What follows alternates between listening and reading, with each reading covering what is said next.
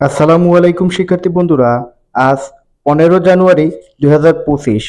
প্রতিদিনের প্রকাশিত বিভিন্ন দৈনিক পত্রপত্রিকা থেকে সংরক্ষিত আমাদের আজকের এই কারেন্ট অ্যাফেয়ার্স।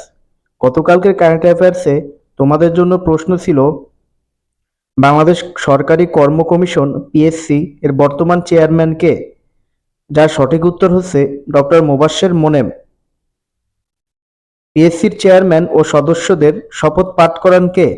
উত্তর হচ্ছে প্রধান বিচারপতি। আইন অনুযায়ী পিএসসি গঠিত হয় কিভাবে?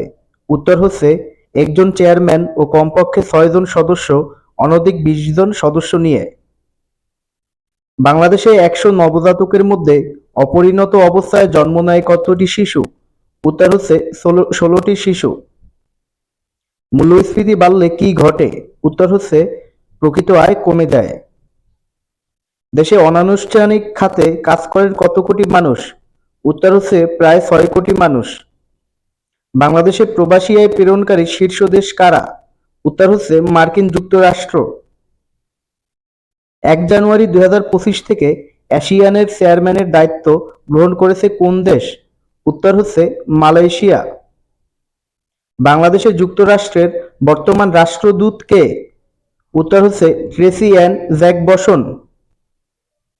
চন্দ্রাভিযানে পাঠানো বিশ্বের প্রথম বাণিজ্যিক নভোযানের নাম কি? উত্তর হচ্ছে blue ghost mission. Blue ghost 1 মিশনে কি পাঠানো হচ্ছে? উত্তর হচ্ছে রোবট। কোন বিষয়কে কেন্দ্র করে সেলিম আদ-দ্বীন কীর্তনখোলা নাটকটি রচনা করেন? উত্তর হচ্ছে লোকায়ত জীবন সংস্কৃতি।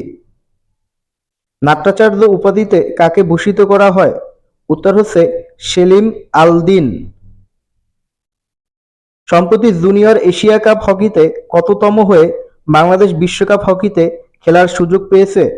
উত্তর হচ্ছে 5ম। নিয়ামে কোন দেশের রাজধানী? উত্তর হচ্ছে নাইজার। শিক্ষার্থী বন্ধুরা, আগামীকালকে তোমাদের জন্য কুইজ থাকবে। পানিপথের তৃতীয় যুদ্ধ কাদের কাদের মধ্যে সংঘটিত হয়েছিল?